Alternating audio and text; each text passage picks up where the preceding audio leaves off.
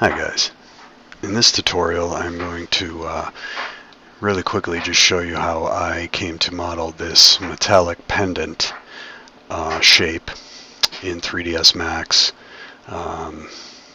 using some procedural techniques as well as standard polygon modeling techniques combined, and it came to this result. So alright, let's get started. In 3dsmax, the first step is to go to extended primitives, and let me just expand my viewport here. Extended primitives, go to the Hydra primitive, and we'll keep it in the tetra family, and we'll just bring it up here in the viewport, and we'll switch the Q parameter to 0.7. Alright, so you end up with this shape. Okay, so we'll go ahead and apply an editable poly modifier on top. Alright, and the first thing I like to do whenever I'm modeling in Max is just to quickly drop a plain gray shader on there and change the wire colors to black. Just makes it easier to see things in the viewport, and I'll change to shaded view here. Alright, so now that we have this shape,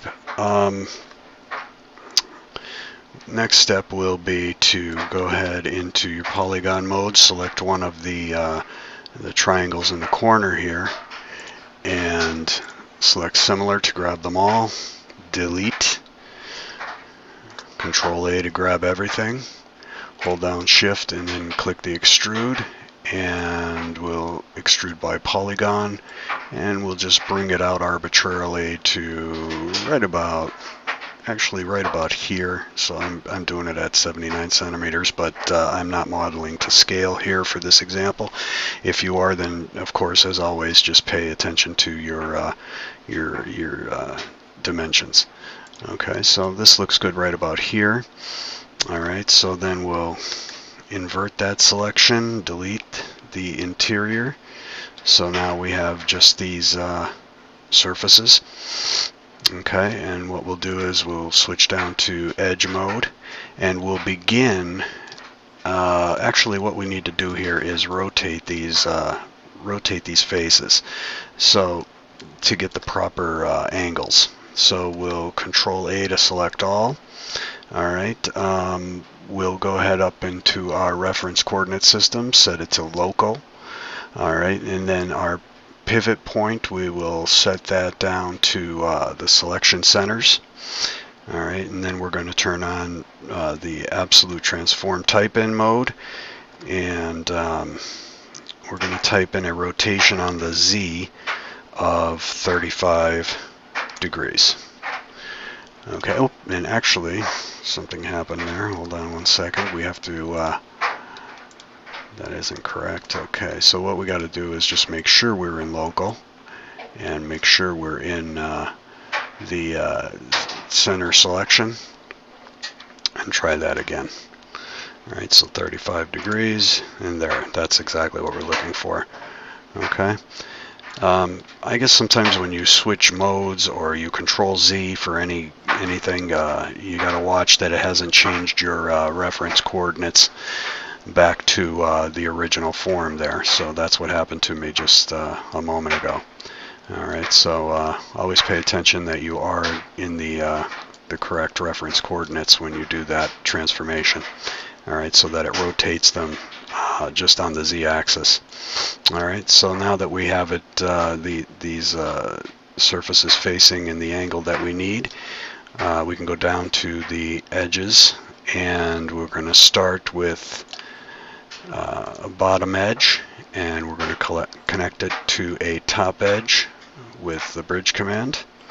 Alright, and we're going to rotate around, and we're going to start here, and we're going to connect it there with a bridge. So what we're doing here is we're zigzagging across the surfaces, alright, and bridging the edges together. Okay, so then we have that one, and we're going to bridge it to that one. Alright, and then we're going to rotate around, and we're going to grab this one, and we're going to bridge it to the to the side there. Alright, and so it's just a zigzag around. Alright, and then we're going to go up to the two at the top here. Alright, so we'll select those and we'll bridge them. And then the two left at the bottom. And we'll grab those and we'll bridge them. Now, there's an easy way to check that we've done this correctly, and that is to go ahead and view one of these faces head on, and the bridges that you've made should look like they're rotating or emanating out in the same direction, in like a fan type of scenario. So in other words, these bridges that you made should be fanned in the same direction from emanating from the surface.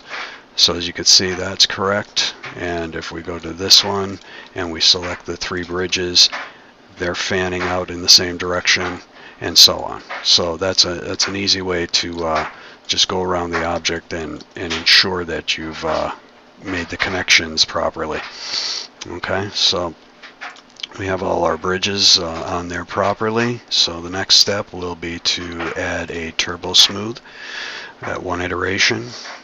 Alright, so we have that, and what we'll do next is go ahead and add a spherify here. Okay, so we've spherified that, and then we're going to turbo smooth one more time. Alright, and that's so that we could get the topology we want to work with here. So now that we have that, we're going to add an edit poly. Go down to your faces mode and start selecting these central polygons here on one side of the object, and just loop select them so that you end up with this shape. Now if you rotate around, you'll see that there's another loop of polygons that you can select to get them all around the object. Alright, so now you just rotate around and make sure that you have all the polygons selected that make up this internal form here. Alright, and then what we'll do is add a relax modifier. Make sure your keep boundary points fixed is turned on, and just increase the iterations until it can't relax it any further. Alright, so then you have this shape. Okay, so now from here, what we want to do is we'll go ahead and add a shell modifier, and we will shell the inner amount and give it some thickness on the inside to right about there. Okay, and again, I'm being very arbitrary here, but if you were to model this as, say, a 3D printable object, or for a character in a scene, or you know, for something specific, you'd want to pay attention to your units. All right, and you know, you can eyeball it as far as thickness is concerned, and get the thickness that you'll prefer here for your resulting object. And you can always go back down in the stack once this is complete and adjust any of these parameters for the most part, you know, at the end, if you're not happy with the end result. But for now, I'm happy with this, so I'll go ahead and add an edit poly on top of that. Okay, and we'll go ahead and select all of these faces.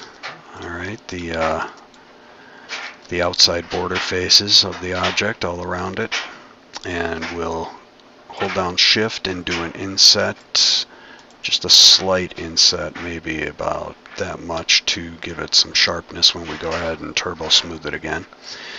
All right, so we have that. Now what we're going to do next is we're going to select all of these outside faces that make up the interior border of each extruded arm, I guess you can call it, of the object. Okay, so all of those, and then we'll do an extrusion by local normal. All right, and we'll just bring that out to right about there. Okay, again, I'm just arbitrarily eyeballing it here. This is a, you know, this isn't a real world object, so this is all to your taste and preference. Okay, so we have it to right about there. I think it should be fine. Alright, so now we have this object, and the next step will be to add a let's see, I think it was a squeeze modifier, and we'll reduce the rate, we'll give it a radial amount, let's see, about -0.5. Okay, you just want to make sure that you're not creating a situation where your edges are overlapping or any kind of bad geometry there. Okay, so we look good here. So in my case it was -0.5 to create this effect, and then we will add a twist modifier next. Alright, so we'll go down and get the twist going here, and I gave it 180 degrees. Okay, and in my case on the z-axis. Alright, so now we have this shape, and we'll just add a turbo smooth on here, 2 iterations, just to see what we're working with here. So there's our object. Alright, now if you notice in my render I drilled some holes through it, so that I had somewhere to put a you know, a chain or something to hang the object. So we can do that easily here. We'll go down to, let's see, we'll create an edit poly right underneath the turbo smooth. Okay, and we'll show our edged faces here. Okay, and as you can see, we have poles created on either side of the object, also internally on the inside, in the interior. Alright, these poles are useful for helping us drill holes through it, through the shelled object here. So what we'll do is we'll grab this point, which is the pole of all of these edges here, and then we'll rotate around and we'll find the interior equivalent. Now don't forget, we're twisted here. The object is twisted, so if we rotate around, we got to find the pole that's on the inside, which is right there. Okay, so that's our parallel poles here, points. Alright, so we select those, and we will hold down Shift while we hit chamfer, and we'll chamfer it slightly to right about there. Okay, we don't want to chamfer too much where the edges are going to be touching over here. Okay, so we have it on either side. Alright, so we'll control click on polygon, and then we'll shrink it once so that our chamfer n-gons are selected, and then we'll hit our geopoly, which made it into a circular n-gon. Okay, and then we'll bridge that. Okay, actually we could do a little inset here to make it a cleaner hole. Alright, so we'll inset by polygon just slightly, and then we'll bridge, and then we'll inset one more time, this time by group. Alright, and that will create a hole, a very nice and clean hole that you can run a necklace through, a chain, whatever you want. Alright, so there's our hole through the object that we've drilled, and that goes all the way around. Okay, all the way through. And we'll do the same thing on the other side, alright, with the same technique. So let's go over here and select the vertex that makes up our pole on that side, and again on the interior. Alright, and we'll chamfer that, and it's remembered our previous settings from the other side, so that's a good thing. This way they'll be the same size. And then control select the polygon subobject and shrink it once, and you'll have your n-gons, and then choose geopoly to make them circular, and we'll inset it again. Alright, and then bridge, and then inset, using the same settings that it's remembered from the other side. Alright, so now if we view end result, we have holes on either side that if you ran a spline through there, it would line up nicely, and you could have you know, a necklace, a pendant for a necklace, or whatever you chose, an earring perhaps. Okay, and of course we could have made these holes a little bit bigger if we so, you know, chose. I mean, we could just remove this edit poly and put another edit poly in there and do them over if we want to. But for now, I'm happy with that as an example. All right, and in my render here, I did the same thing on the bottom as I did on the top, but that's completely optional. You know, just if you wanted to make holes on the bottom, you would just do the same procedure that we did on the top. Select your vertices that are on the pole, and chamfer, and you know, inset, then bridge, and then inset again, and that would be it. All right, so just a quick tutorial on how I came to make this render, the shape for this render, and hope you found it useful and fun. It's a pretty cool shape, and so I hope you enjoyed it. All right, and I'll be back again soon with another tutorial, and please subscribe if you're enjoying these, and I'll see you again soon. Thank you very much. Bye.